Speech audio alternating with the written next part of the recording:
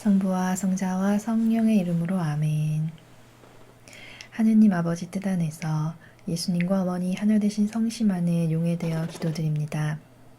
하느님 아버지, 오늘 저희가 날마다 끊임없이 영혼을 호시탐탐 노리는 마귀들의 존재를 사실적으로 깨닫고 예수님과 온전히 하나 되어 매일매일 매 순간 마귀들과 싸워 승리할 수 있는 저희가 될 수 있도록 축복하여 주시옵소서. 아멘.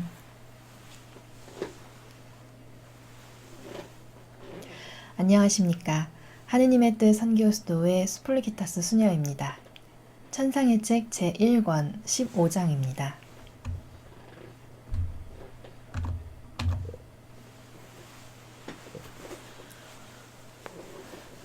천상의 책 제1권 15장 마귀들과의 가공할 싸움에 대한 예고와 준비.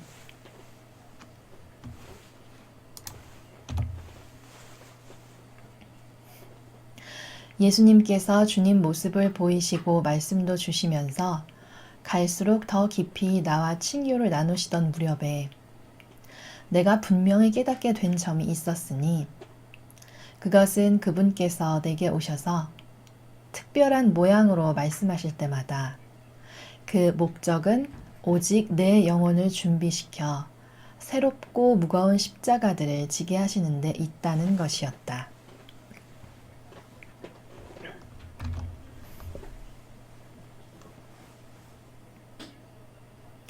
자, 예수님께서 루이사에게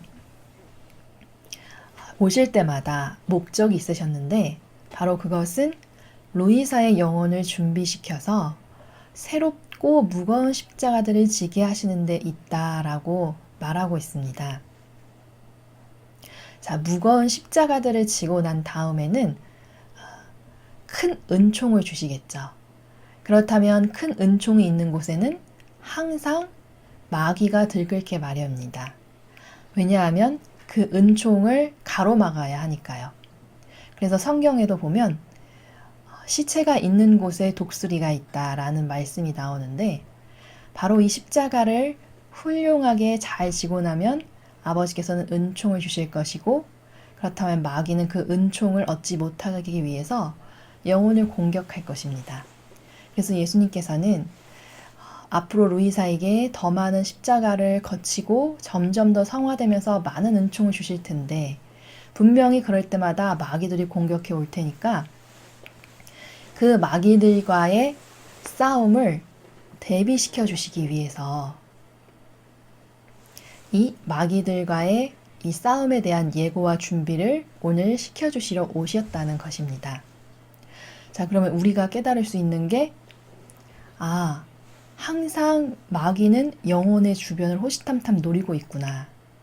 은총을 가로막기 위해서. 그래서 예수님께서도 본격적인 공생활을 시작하시기 이전에 광야에서 마귀가 다가와 3가지 유혹을 예수님께 제시합니다. 그래서 그때 예수님께서는 아버지의 말씀으로 그 악을 물리치시죠. 그러니까 우리가 여기서 또 깨달을 수 있는 것은 하느님의 일꾼은 악과 싸우는 사람이구나. 예수님의 한 평생이 그 인간 세상에 아버지의 뜻을 가로막는, 진리를 가로막는 수많은 인간의 의지, 인간이 자기의 의지로 만들어 놓은 제도와 전통, 그것을 타고 기승하는 그 모든 인간적인 악들을 끊임없이 물리치시고 영혼들에게 진리를 계속 가르쳐 주시는 그것이 예수님의 한평생의 사명이었습니다. 우리가 굉장히 피상적인 이미지로 하느님 일꾼은 외형적으로 굉장히 부드럽고 뭔가 거친 모습이라고는 전혀 없고 그저 무조건적인 자비를 베풀어야만 하는 그런 어떤 막연한 잘못된 이미지를 갖고 있기가 십상인데 하느님의 일꾼은 악과 싸우는 사람이구나. 그것을 오늘 새롭게 인지하시고 또 우리가 하나 더 주의를 기울여야 될 것은 피상적인 종교 생활에 젖어 있다 보니 이 마귀의 존재에 대해서도 굉장히 막연하게 생각하시는 분들이 많이 있습니다.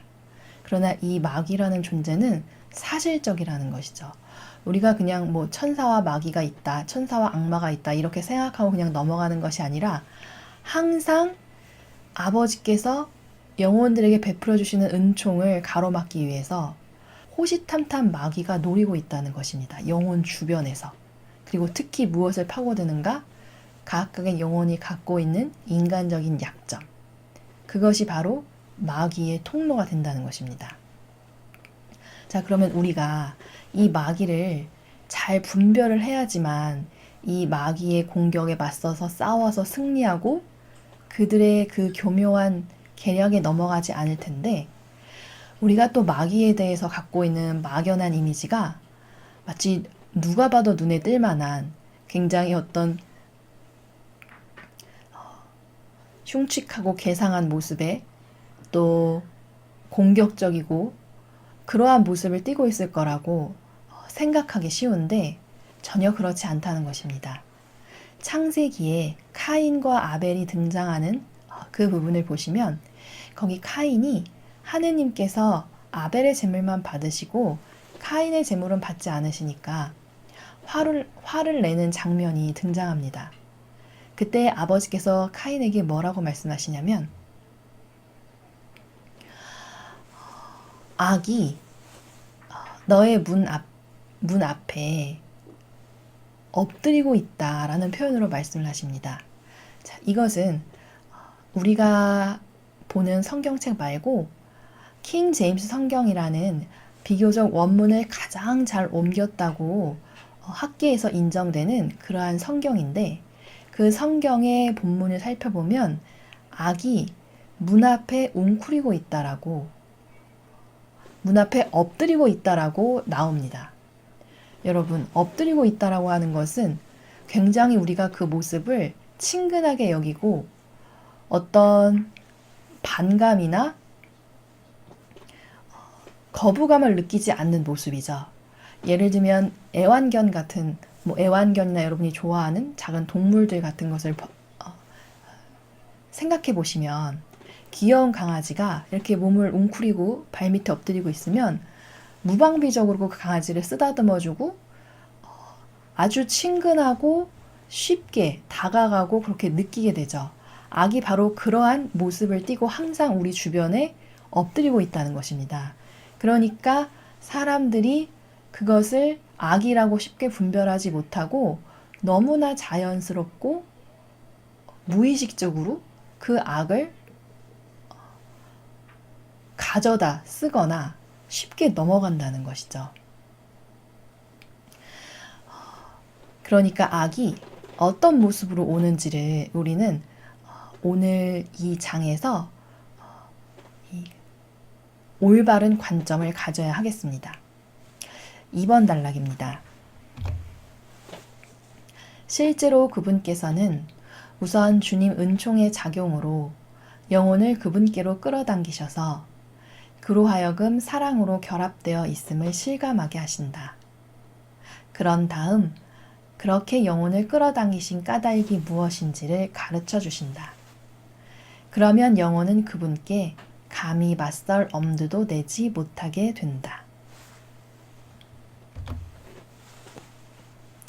자, 먼저 예수님께서 루이사를 예수님께로 끌어당기셔서 사랑으로 결합되어 있음을 실감하게 하신다고 말하고 있습니다.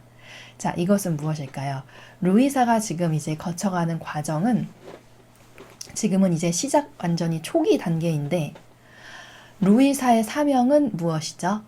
즉 사랑으로 예수님과 완전히 일치되어서 예수님과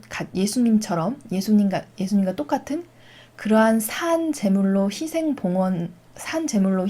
봉헌이 되는 그러한 사명이 루이사에게 주어져 있습니다. 그러니까 루이사에게 앞으로 점점점 더 많은 십자가와 시련이 올 것이고, 또 많은 악과의 전투가 있을 것이고, 점점 더 심화 단계에 갈수록 많은 그런 영혼의 그 훈육 단계가 있을 것인데, 이제 그것을 본격적으로 시작하시기 전에 먼저 예수님께서는 사랑으로 루이사를 끌어안으셔서 루이사가 완전히 예수님께 이제 예수님의 격려와 위로를 통해서 완전히 그 영혼이 예수님께 의탁하는 그러한 사랑을 먼저 주시고 이제 그 뒤에 차차 그러한 어떤 고된 훈련, 그런 훈육, 그런 것을 하시기 위해서 이렇게 먼저 사랑으로 루이사의 영혼을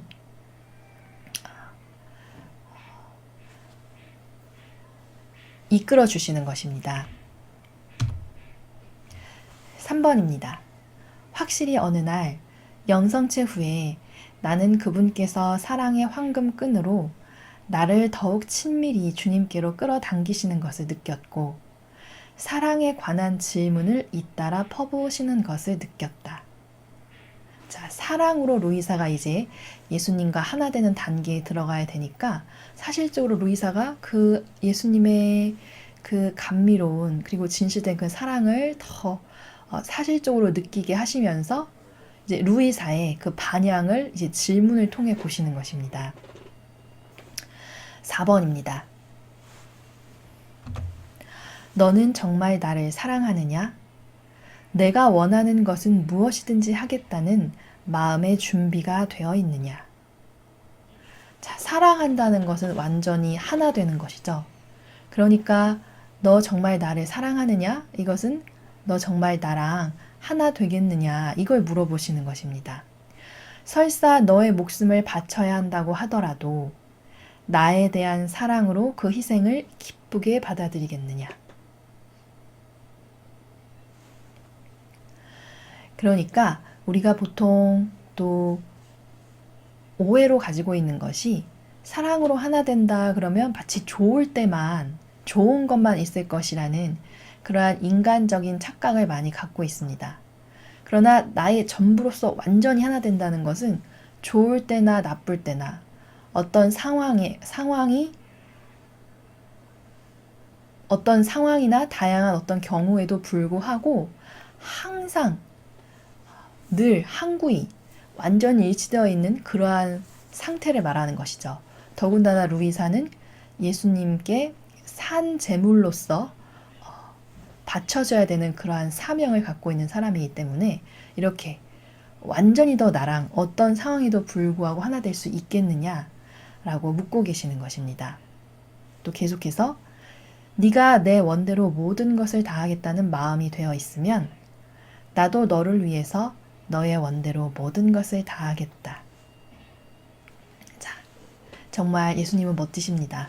루이사가 전부로서 모든 것을 다 예수님께 쏟아부어서 일치되면 나도 전부로서 너를 사랑해 주겠다. 나의 전부를 다 너에게 주겠다. 이렇게 말씀해 주시는 것입니다. 그래서 나는 이렇게 말씀드렸다. 제 사랑, 제 전부시여. 물론 저는 주님을 사랑합니다. 좋으신 예수님, 주님보다 더 아름답고 더 거룩하고 더 사랑스러운 무엇이 달리 있을 수 있겠습니까? 그런데 어찌하여 주님께서 원하시는 것을 다할 준비가 되어 있는지 아닌지를 저에게 물으십니까? 저는 이미 오래전에 제 뜻을 주님께 드렸고 이것이 제 몸을 산산조각내는 고통을 의미하더라도 아무것도 면해주지 마시기를 간청하지 않았습니까? 자, 루이사가 예수님께 이렇게 자신감 있게 고백을 하고 있습니다. 그러니까 루이사는 사실적으로 정말 예수님께 모든 것을 다 드렸기 때문에 마음에 어떤 거리낄 것이 없이 정말 정직하게 다 드렸기 때문에 이런 고백을 할 수가 있는 것이죠. 그리고 주님께서는 루이사의 이 화답을 통해서 루이사의 그 마음을, 사랑을 확인하시고 이제 앞으로 아까의 싸움에서 승리하실 수 있는 은총을 주시는 것입니다. 6번입니다. 주님을 기쁘시게 할 수만 있다면 저는 무엇이든지 할 준비가 되어 있습니다. 거룩하신 정배시여, 주님께 저를 맡기오니 마음에 드시는 대로 거리낌 없이 제 안에서 또 제 위에서 일하십시오. 제게 원하시는 일은 무엇이든지 하시되 언제나 새로운 은총을 주십시오. 저 혼자서는 아무것도 할 수 없기 때문입니다.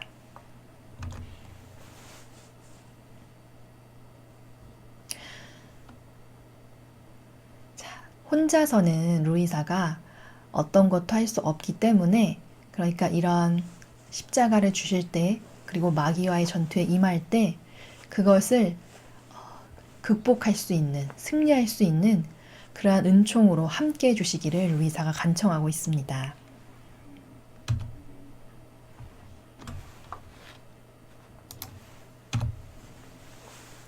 그러자 그분께서는 또다시 내가 너에게 원하는 것이라면 정말 무엇이든지 다 할 마음이 되어 있느냐 하고 물으셨다.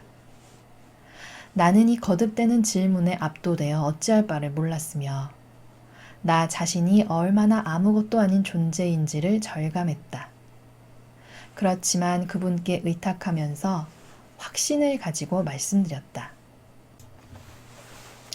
예수님의 이 거듭되는 질문에 루이사가 대답을 하면서 자신이 어떤 존재인지를 깨닫게 되는 것입니다. 언제나 사랑하올 제 예수님,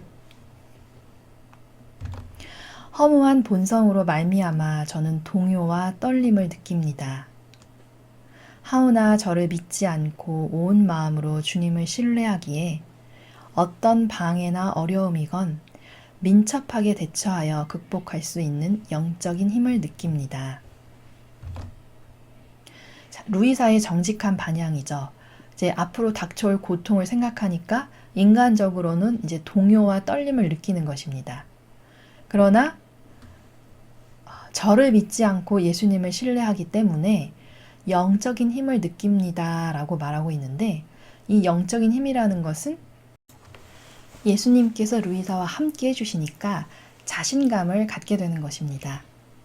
그러니까 이 9번 단락에서 예수님께서는 루이사에게 이런 진솔한 고백을 이끌어내시고 또 목표를 제시하시면서 이제 루이사가 대비할 수 있게끔 그렇게 이끌어 주시고 계십니다.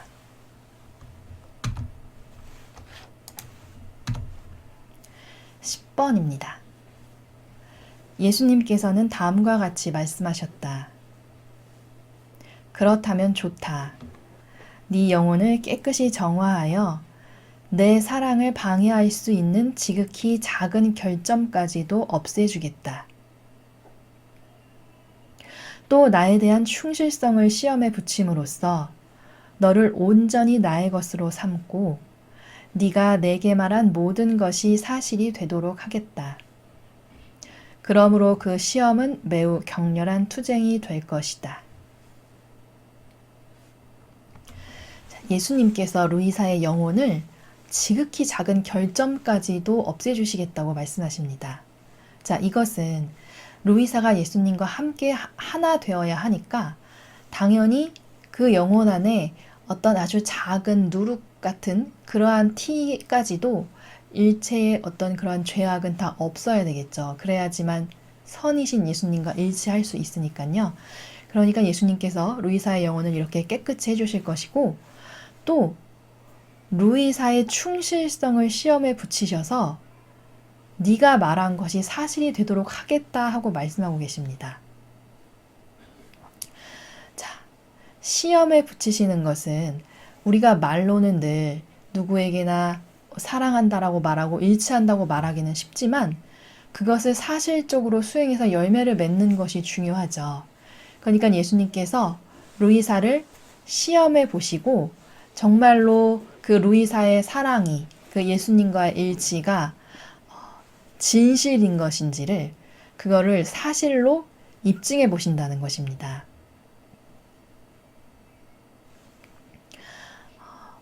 그리고 계속해서 말씀하시기를, 하지만 너는 아무것도 두려워할 것 없다. 내가 너의 팔이 되고 힘이 되어 주겠다. 너와 함께 너를 위하여 내가 싸울 터인즉 너는 아무 손상도 입지 않을 것이다. 자, 우리 신앙인들과 하느님과의 관계가 바로 이러한 관계가 되어야 된다는 것입니다. 그러니까 아버지와 이렇게 사실적인 신뢰와 의탁 가운데 굳건하게 기초를 자리 잡아야 점점 더 높은 차원의 그 성화의 단계로 나아갈 수 있고 발전할 수 있는 것입니다. 11번입니다. 바야흐로 전투가 시작되려고 한다. 너의 원수들이 어두운 곳에 숨어서 더할 수 없이 흉포한 싸움을 벌이려고 궁리하고 있으니 말이다. 나는 그들에게 갖가지 방식으로 너를 공격하고 괴롭히며 유혹할 자유를 주겠다. 그리하여 너의 덕행이라는 무기를 휘둘러 그들의 반역적인 악덕을 제압한 덕분에 일단 네가 그 싸움에서 해방되면 그들은 영원한 수치를 당하게 될 것이다.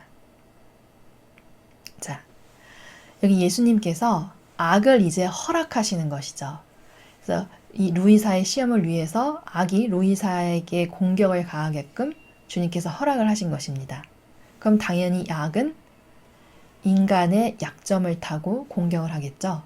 그래서 제가 도입부에 말씀드린 것처럼 사람 눈에는 아무것도 아닌 것처럼 보이는 자신의 어떤 정서, 기호, 경향 이런 것들이 바로 문 앞에 엎드리고 있는 무방비 상태로 내가 너무나 쉽게 집어들고 마는 그러한 악의 통로이기 때문에 그런 것들을 더 세심하고 주의를 살펴서 뽑아 없애버려야 한다는 것을 거듭 말씀드렸습니다.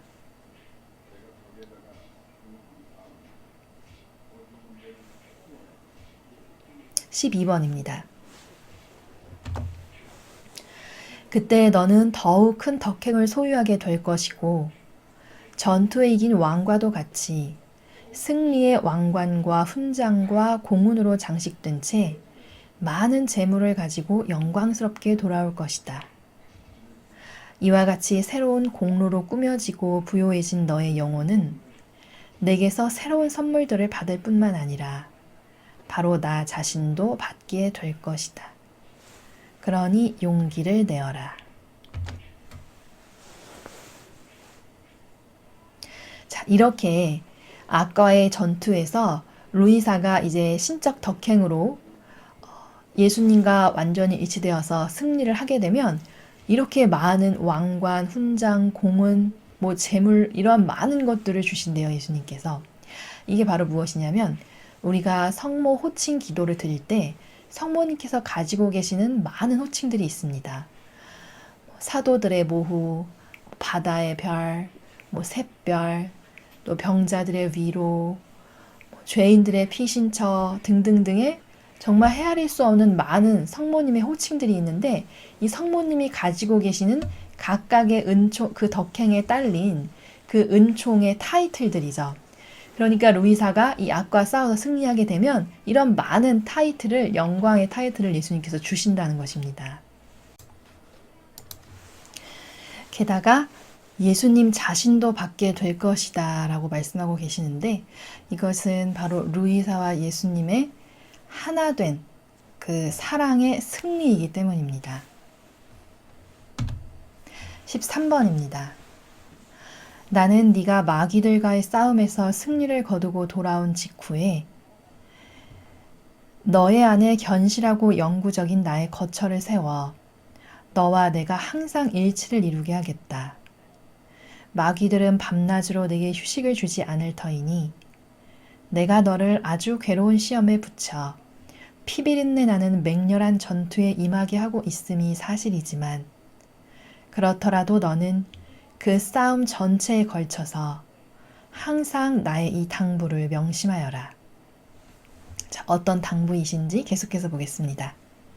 즉, 내 이름으로 싸움을 시작하고 싸움 중에도 끊임없이 내 이름을 부르며 도움을 청하면 이 이름이 너를 보호하는 성체가 될 것이다. 너는 또한 이 이름으로 너의 가장 힘든 시련의 끝마금을 해야 한다. 자, 끊임없이 예수님의 이름을 부르며 이것은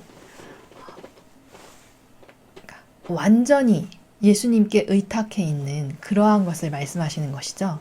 그래서 완전히 예수님께 의탁하고 그 뜻 안에서 시작과 과정과 마침에 이르기까지 전 과정을 그 예수님의 정신으로 루이사가 이 싸움에 임해야 된다는 말씀이신 것입니다. 그러니까 한마디로 예수님의 신성과 이 루이사의 인성이 하나 되어서 이 악과의 전투에서 승리를 거둔다는 것이죠. 자, 그럼 이것은 무슨 의미있냐면 예수님의 신성은 바로 루이사의 영혼 안에서 그 예수님의 정신으로, 루이사가 오직 예수님의 그 정신과 가르침과 모범만으로 가득 차서 그 예수님의 정신으로 싸우고, 형상은 인성인 루이사의 모습을 취해야 하니까 루이사의 인성과 루이사의 정신 안에 살아계시는 그 예수님의 신성이 일치가 되어서 싸워주신다는 말씀이신 것입니다. 예수님의 신성은 영원히 계속되지만 인성은 2000년 전에 끝이 나셨으니까 이제 예수님의 정신으로 하나 된 그 영혼들의 인성을 통해서 이제 예수님께서는 우리와 함께 해주시는 것이죠.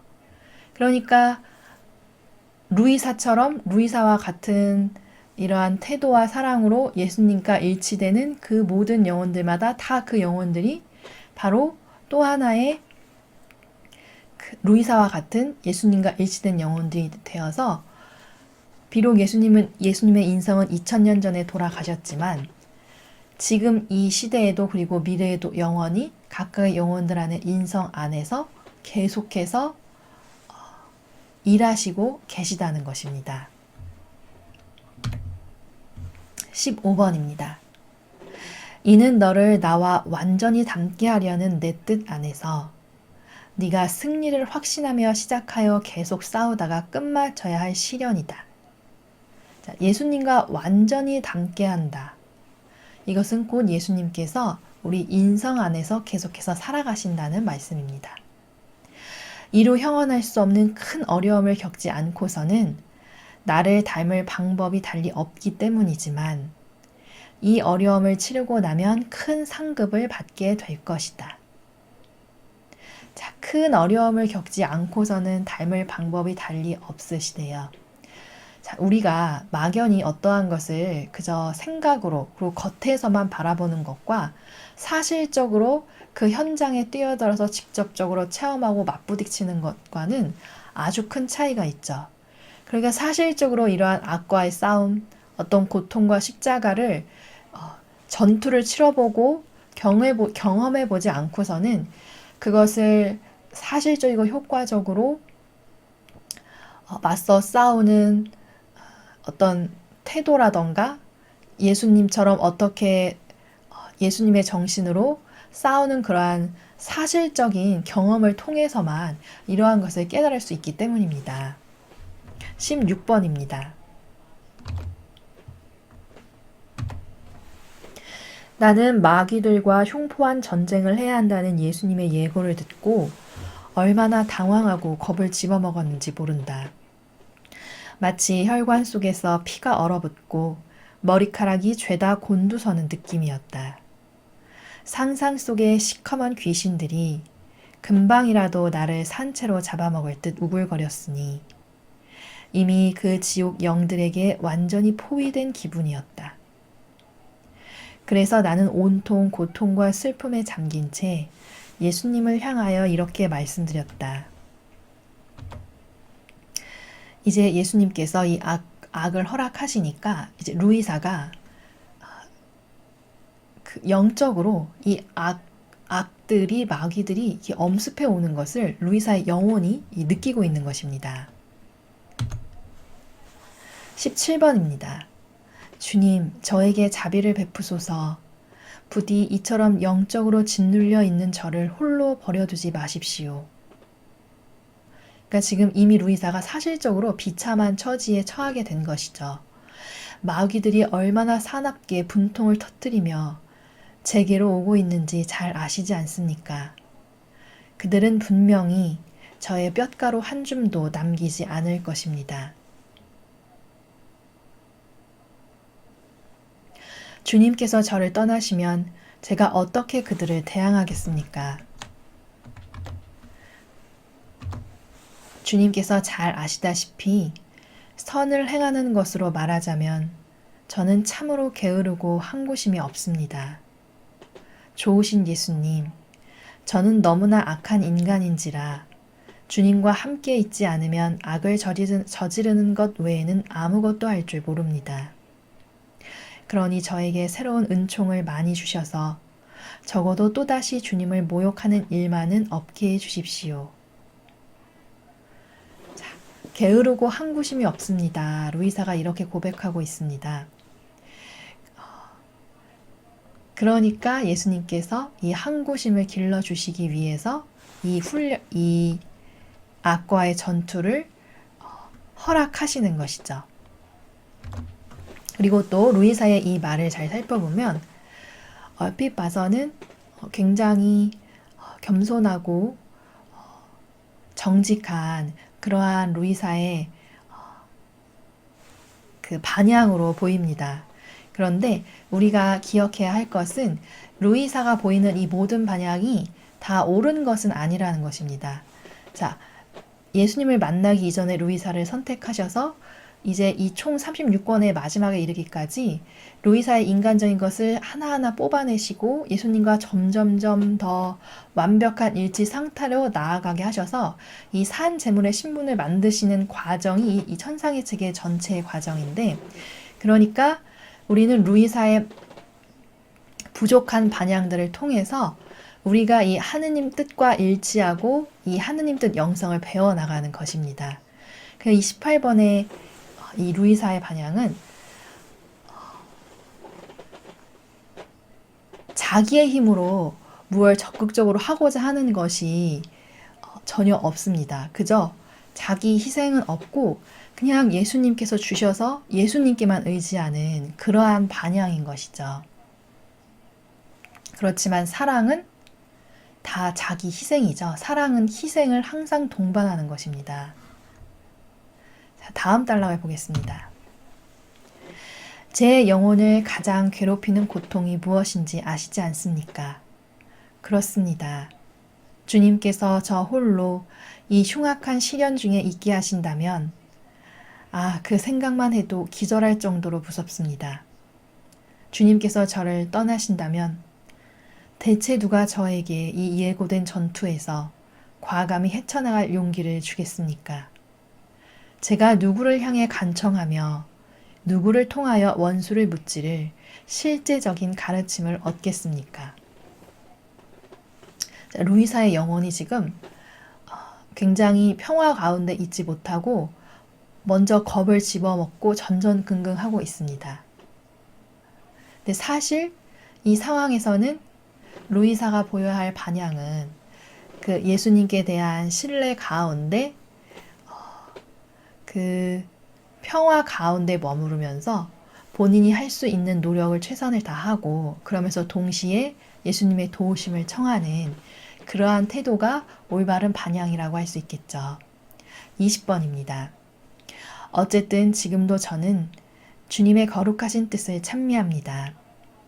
그리고 주님의 지극히 거룩하신 어머니시며 제 어머니신 성모님께서 가브리엘 대천사에게 하신 말씀을 제 마음의 모든 열성을 기울여 주님께 되풀이합니다.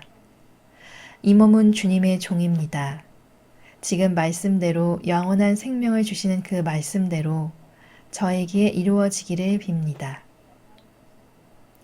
자, 루이사가 성모님께서 하셨던 그 말씀을 이제 벤치마킹해서 기도를 드린 것인데, 그러니까 성모님께서 이 고백을 하실 때 그 은총을 빌어다 쓴 것이라고 할 수 있습니다.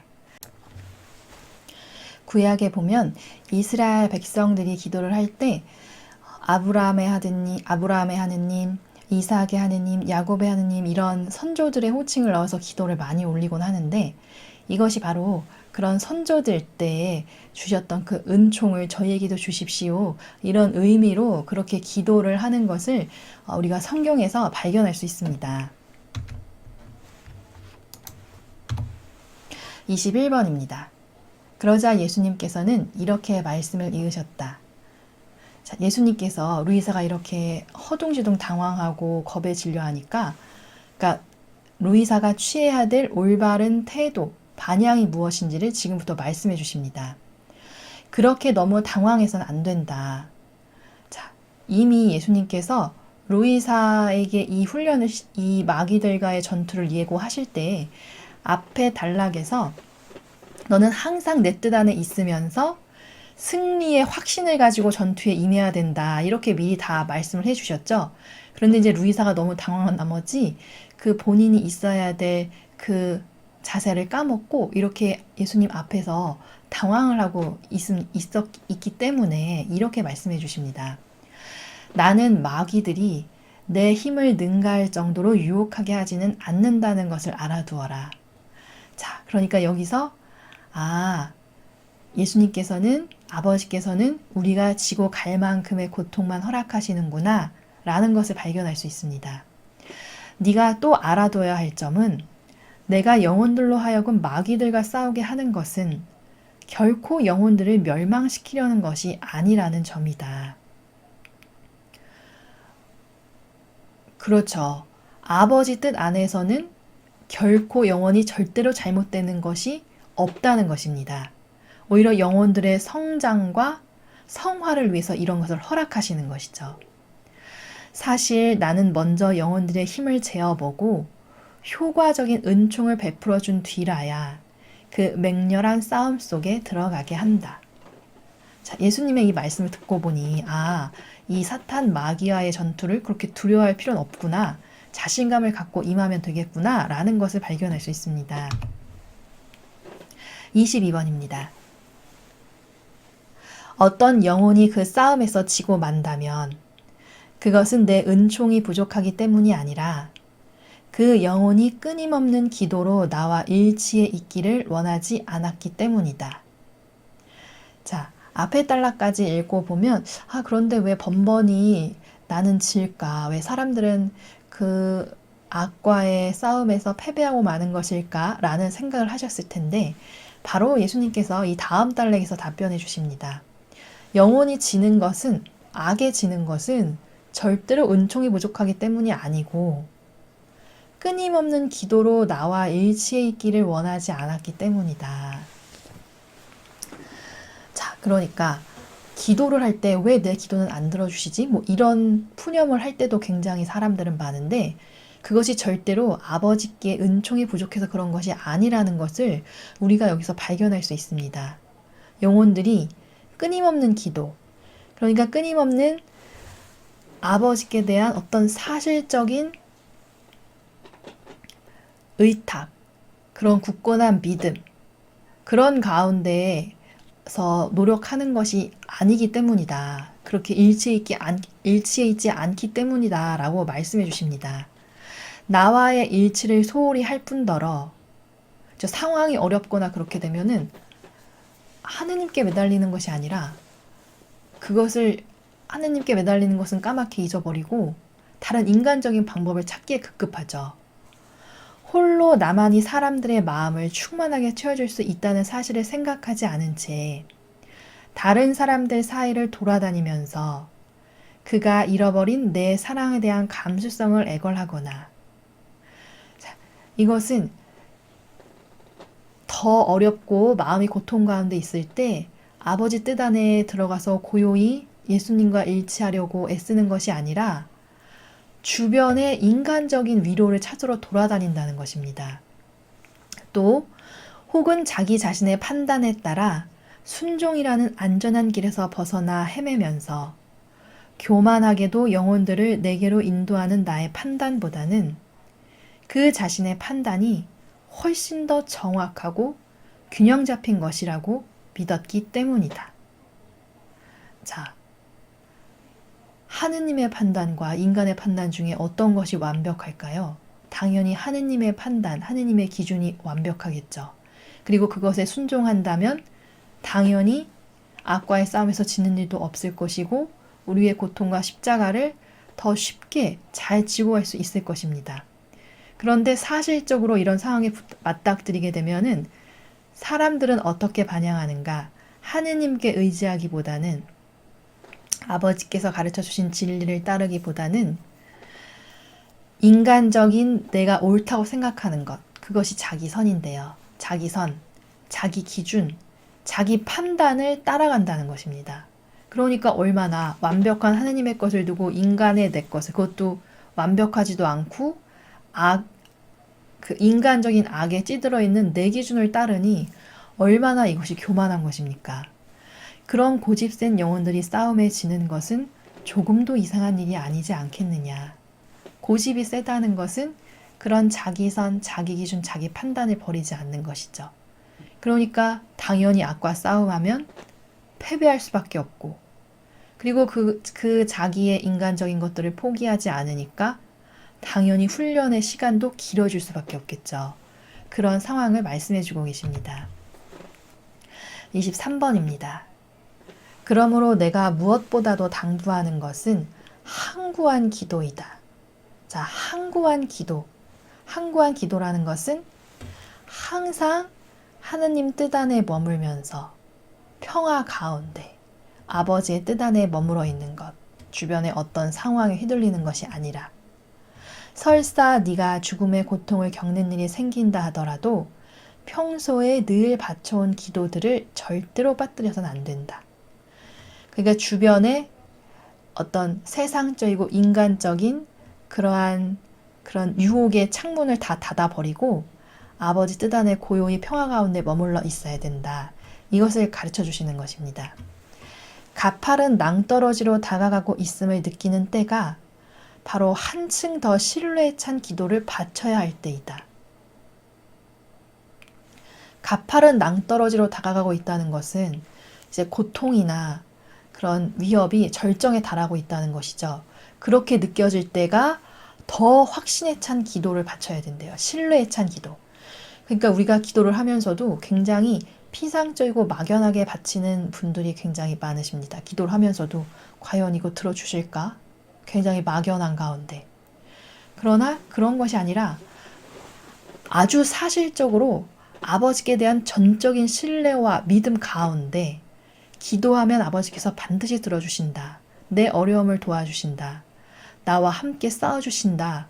이것을 사실적으로 굳건하게 믿는 가운데, 그 가운데 이제 인간적으로 내가 할 수 있는 일들을 최선을 다하면서 그렇게 하는 것이 바로 가장 위기에 있을 때 너희가 있어야 할 자리이다라는 것을 말씀해 주시는 것입니다. 그리고 내가 도와주리라는 것을 완전히 확신하면서 말이다.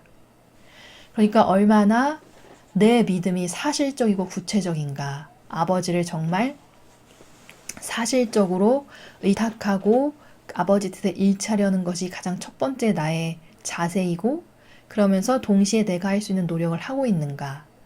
여러분이 어떤 어려움에 처해 계셨을 때, 이러한 맹렬한 악의 공격 가운데 있으실 때 가지셔야 하는 그런 자세가 바로 이런 나라라는 것을 꼭 기억하시기 바랍니다. 24번입니다. 더구나 이제부터는 네가 고해사제에게 마음을 열기 바란다. 너의 안에 일어나는 모든 일을 그에게 드러내어라. 실망하지 말고 문제들이 생기면 그 해결을 무조건 그의 손에 맡겨라. 그가 하라고 하는 것은 무엇이든지 실행에 옮기면서 지금 내가 말하고자 하는 바를 기억하여라. 자, 이것은 예수님께서 루이사에게 고해사제에게 순종하라는 것을 말씀하시는 것입니다. 자, 순종을 하려면 어떤 이 고해사제와 인간적으로 부딪히는 것들이 많이 생기겠죠. 그리고 끊임없이 내 인간적인 것을 포기하고 버려야 되는 상황이 될 것입니다. 그러니까 이 고해사제에게 순종함으로써 인간적인 것을 끊임없이 버리는 훈련을 하게 하심과 동시에 그런 덕행을 쌓게 해주시고, 그리고 예수님을 사랑하는 마음으로 그 예수님의 말씀을 순명해서 이 고해사제에게 순종함으로써 예수님에 대한 사랑을 루이사가 증명해 보일 수 있게 되는 것이죠. 25번입니다. 즉 너는 너를 친절하게 이끌어줄 손이 필요한 소경과 같이 되어야 한다. 고해사제의 목소리를 너의 눈으로 삼아라. 이 목소리가 밝은 빛과 바람처럼 어둠을 몰아낼 것이다. 그리고 순명히 너를 안전하게 항구로 인도하며 부축해줄 손이 될 것이다.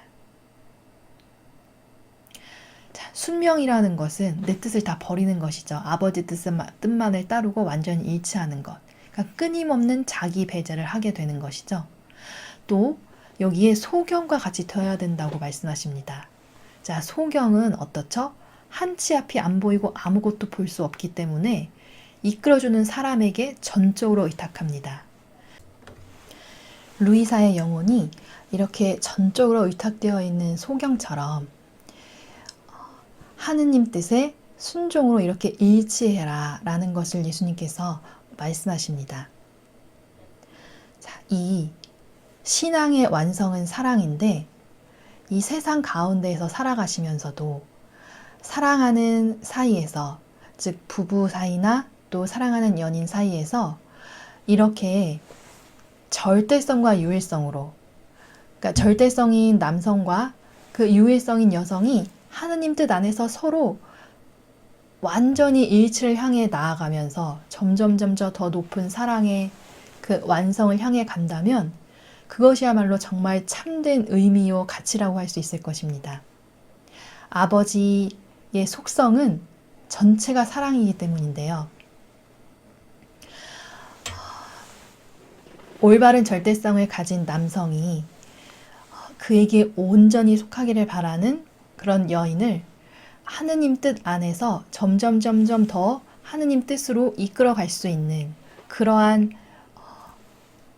사이가, 그러한 어떤 부부라든지 연인들이 있다면 세상에서 말하는 그런 인간적인 차원의 그런 혼인은 결혼을 하고 난 이후에는 점점 더 그 부부 사이의 사랑의 관계가 하향 곡선을 그린다고 합니다. 그것은 더 높은 가치를 알지 못하고 인간적인 것의 그 한계에 부딪히기 때문이죠. 그러나 하느님 뜻 가운데는 한계가 없이 점점 더 그 절대성과 유일성으로서의 그 부부가 더 높은 숭고한 사랑의 가치를 향해서 올라가기 때문에 하강이 아닌 상승 곡선을 그릴 수밖에 없다는 것입니다. 그래서 세상에서 살아가시는 부부 사이, 또 연인 사이, 또 사랑하고 살아가야 되는 그러한 관계에서 이러한 아버지 뜻 안에서 일치를 향해 나아가는 그러한 여정을 이 강의를 들으시는 분들은 함께 도전해 보실 것을 저는 권고드립니다. 26번입니다. 끝으로 너에게 당부하는 것은 용기를 내라는 것이다. 나는 네가 조금도 무서워하지 않고 극히 위험한 공격에 맞서면서 용감하게 전투에 임하기 바란다. 적군이 제일 겁내는 것은 그들의 상대가 용감하고 힘차게 전투에 임하는 것을 볼 때이다. 그래서 마귀들은 내게 의거하며 의지하는 용기로 무장한 영혼이 무적의 용사처럼 자기 앞을 가로막는 자를 모조리 없애면서 그들 가운데로 오는 것을 가장 무서워한다.